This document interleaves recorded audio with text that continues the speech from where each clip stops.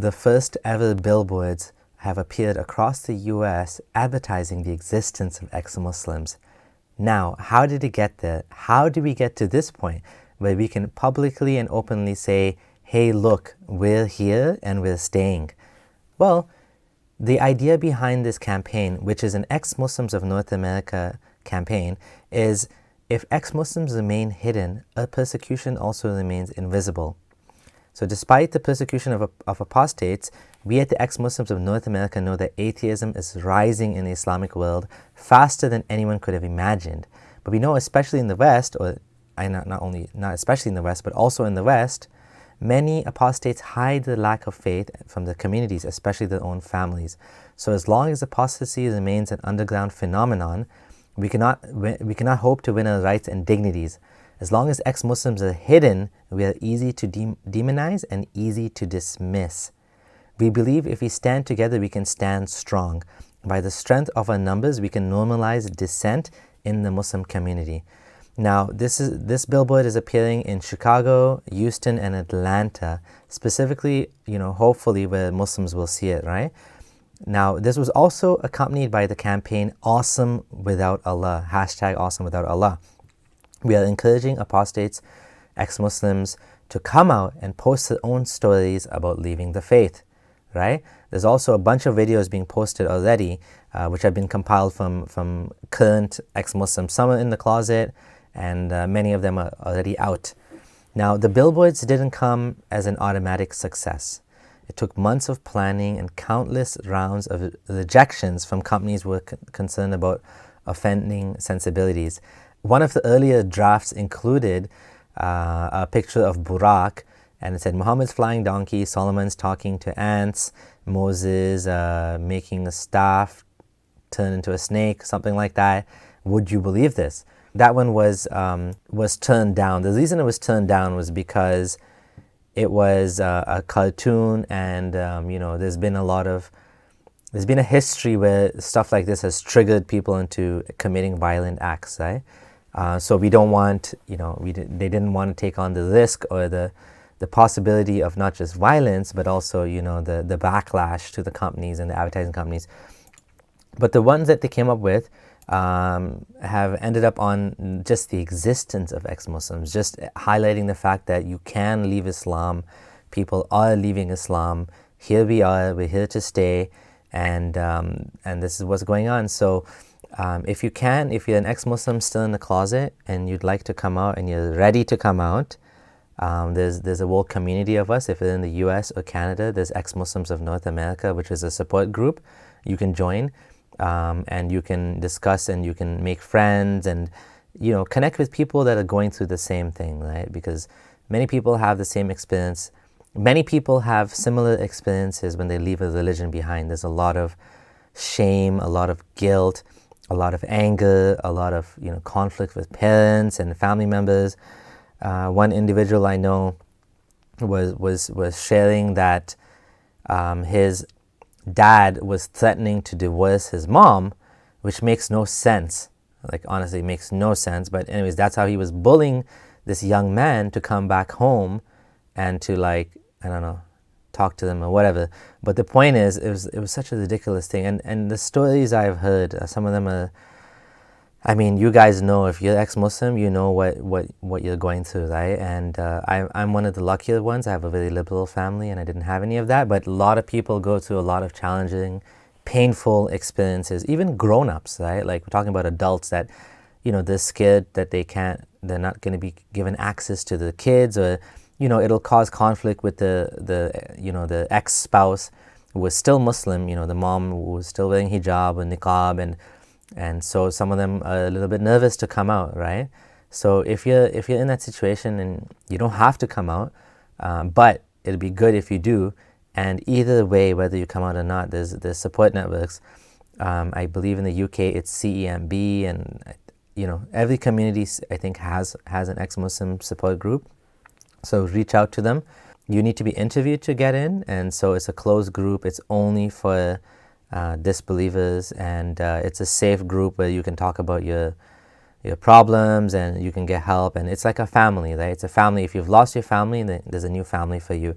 So do check it out. And as you can see, this is where the money that if you want to support the ex-Muslims of North America, this is where the money is going. It's going to actual on-the-ground efforts to raise awareness and to help to make documentaries and to basically spread awareness and to provide support for ex-Muslims, right? And some people will say, oh, ex-Muslims are just whiny and they're just complainers, your life's so difficult in America, oh, you poor thing. And they don't realize that for many people, like, Islam and the family, anyone that loses a family would know this, that it's like your entire existence is, come against you. And it's tough. It's tough to be like kicked out of your family. It's tough for your own mom and dad to tell you they hate your guts. I've heard people, say, like the mom said to them, I wish you were never born, I regret having you, like things like that, Anyone that goes through that would suffer, right? Like, and all of this over whether or not you hold some beliefs in your head about whether, a certain man spoke to God or not, right?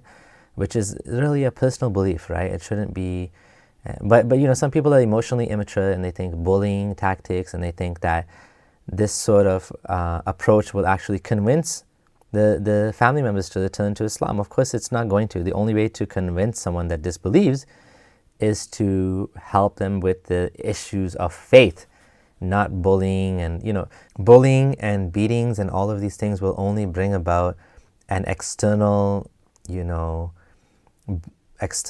adherence to Islam, not an internal belief. So if you threaten your kids, you're going to kick them out, take them out of school, what you will get is you will get a Muslim on the outside. That's what you will get. If you want a Muslim on the inside, you have to deal with the issues of faith. That means you need to look into why they don't believe and see if what they're saying makes sense, if there's any holes in it, and try to help them, right? And you never know, maybe you'll find out that actually they're right and you need to be ex-Muslim as well. Wouldn't that be amazing, right?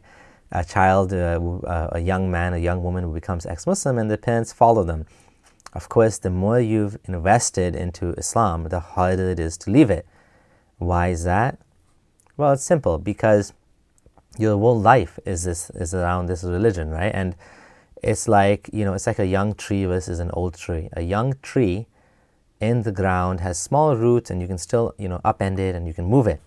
The longer the tree is there, the bigger the roots are, the harder it is to take it out, right? And if that tree is growing in let's say a flood zone, right? And the young baby trees and the young teenager trees are trying to tell the older tree, hey, we need to move, right? This is a flood zone, and this is not a good place to be, and this is just a terrible place. This is not a good place.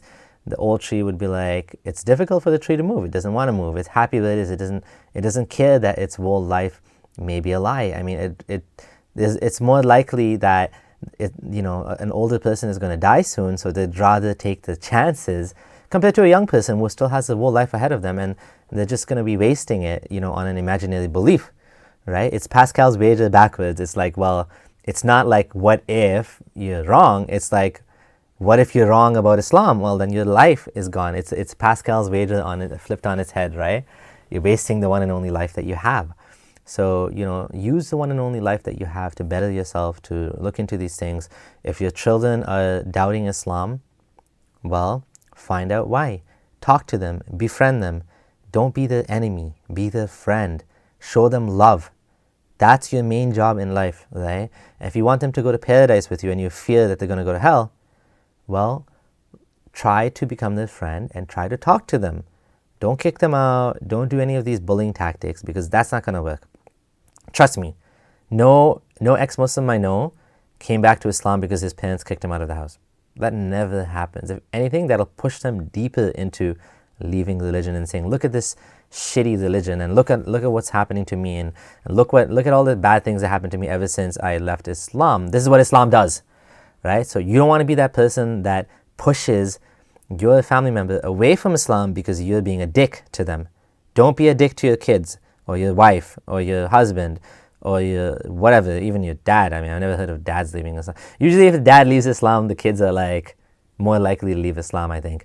because then it's like, well, this person is a mature, responsible adult that knows what they're doing.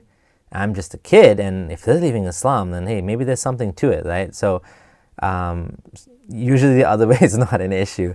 Nevertheless, thanks for watching, and consider this a good reason to support ex-Muslims of North America. Donate some money and help them out, help us out, and yeah, thanks for watching. This is Abdullah Samir signing out.